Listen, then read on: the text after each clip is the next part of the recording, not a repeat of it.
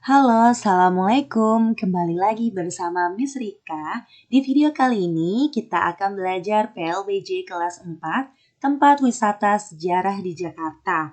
Sebelum memulai pelajaran, kita berdoa dulu ya nak. Bismillahirrahmanirrahim. Semoga kalian selalu sehat. Dan jangan lupa tetap jaga kesehatan. Baik, kita akan mulai belajar ya nak. Objek wisata. Ada yang tahu objek wisata itu apa, nak? Nah, objek wisata itu adalah tempat atau keadaan alam yang dibangun dan dikembangkan untuk menarik wisatawan. Ada 5 jenis tempat wisata. Yang pertama, wisata bahari. Yang kedua, wisata flora dan fauna. Yang ketiga, wisata sejarah. Yang keempat, wisata religius. Dan yang kelima, wisata budaya. Di video kali ini, kita akan belajar tentang wisata sejarah. Oke, tempat wisata sejarah itu di Jakarta dibagi menjadi dua. Ada museum dan ada monumen. Museum adalah gedung yang digunakan sebagai tempat untuk menyimpan benda-benda peninggalan sejarah, seni, atau ilmu pengetahuan. Museum sejarah di Jakarta ada Museum Fathahillah, Museum Nasional atau Gajah, dan Museum Satria Mandala. Jakarta memiliki banyak tempat wisata sejarah. Tempat-tempat wisata tersebut menyimpan cerita masa lalu yang dapat kita kenang dan kita pelajari. Museum Fathahillah, Museum Sejarah Jakarta atau sering disebut Museum Fathahillah ini terletak di Jalan Taman Fathahillah nomor 1 Jakarta Barat.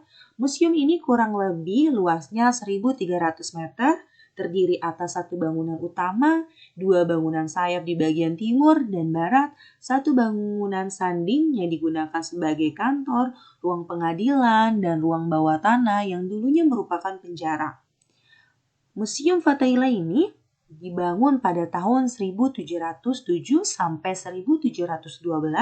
Pada tanggal 30 Maret 1974 diresmikan menjadi Museum Sejarah Jakarta oleh mantan Gubernur DKI Jakarta Ali Sadikin.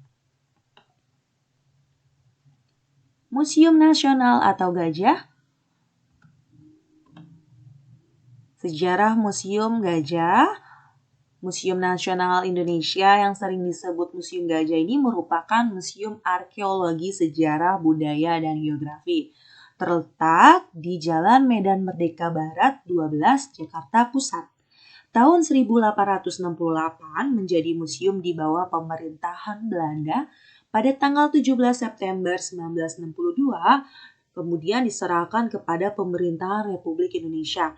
Dan pada tanggal 28 Mei 1979 diresmikan dengan nama Museum Nasional Indonesia. Di museum ini terdapat banyak koleksi berkaitan dengan Jakarta. Beberapa koleksi tersebut antara lain media informasi tentang perjalanan sejarah Jakarta, mebel-mebel antik yang berasal dari abad ke-17 sampai 19, keramik, gerabah, replika, peninggalan masa kerajaan Tarumanegara dan Pajajaran, batu prasasti, hasil penggalian arkeologi di Jakarta, serta berbagai koleksi tentang kebudayaan Betawi. Sementara itu, fasilitas yang disediakan di Museum Fathahillah antara lain ada perpustakaan, kantin, museum, toko cenderamata, sinema Fathahillah, musola, ruang pertemuan dan pameran, dan serta taman dalam.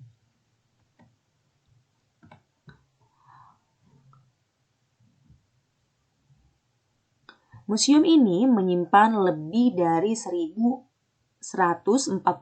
peninggalan sejarah, yaitu Museum Nasional. Gedung Gajah sebagai ruang pameran serta menyimpan koleksi. Gedung Arca untuk menyimpan berbagai macam arca.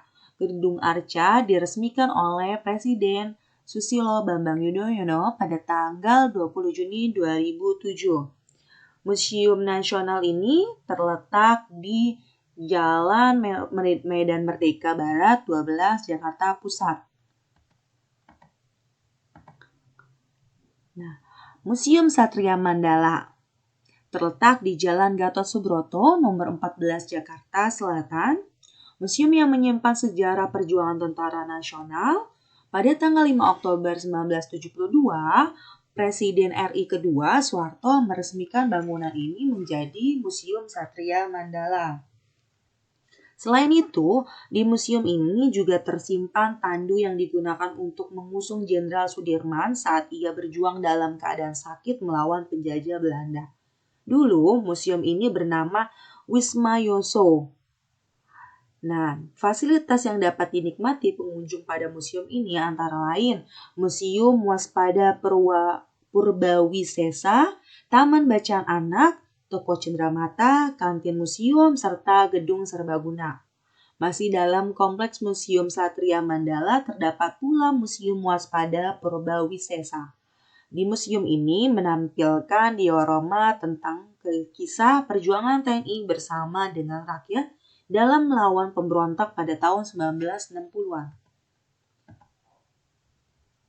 Monumen sejarah di Jakarta. Apa itu monumen? Ada yang tahu anak-anak? Nah, monumen itu bangunan atau tempat yang mempunyai nilai sejarah sehingga dipelihara dan dilindungi oleh negara. Monumen sejarah di Jakarta. Yuk kita lihat monumennya.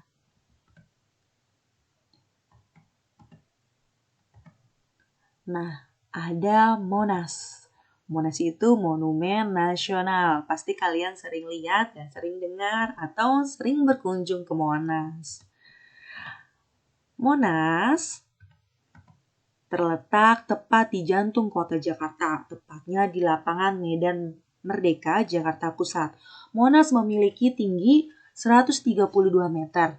Di puncak tugu terdapat lidah api yang dilapisi emas melambangkan semangat perjuangan yang berkobar dan menyala-nyala.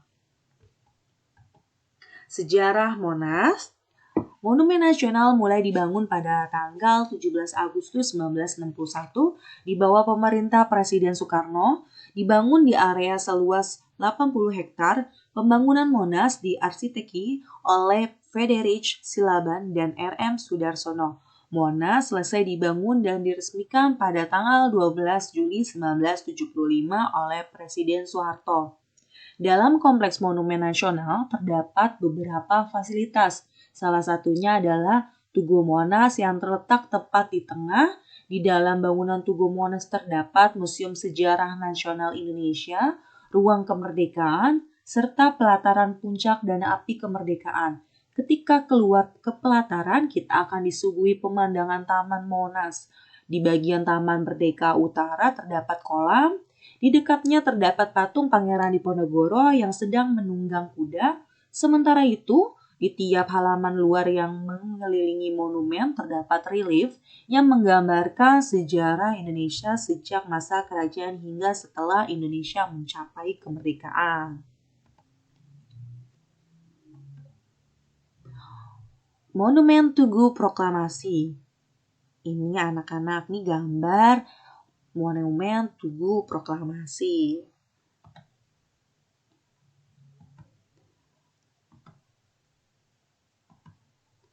Tugu Proklamasi merupakan tugu yang dibangun sebagai peringatan proklamasi kemerdekaan RI. Tugu ini berlokasi di Kompleks Taman Proklamasi, Jalan Proklamasi Jakarta Pusat. Dulu, lokasi ini bernama Jalan Penggangsaan Timur nomor 56 yang merupakan tempat teks proklamasi kemerdekaan Indonesia dibacakan. Di area monumen ini terdapat dua patung proklamator Soekarno-Hatta yang memiliki ukuran sebagaimana mestinya. Baik anak-anak, cukup sekian pembelajaran hari ini. Semoga bermanfaat untuk kalian semua. Sampai jumpa di pertemuan selanjutnya. Assalamualaikum warahmatullahi wabarakatuh.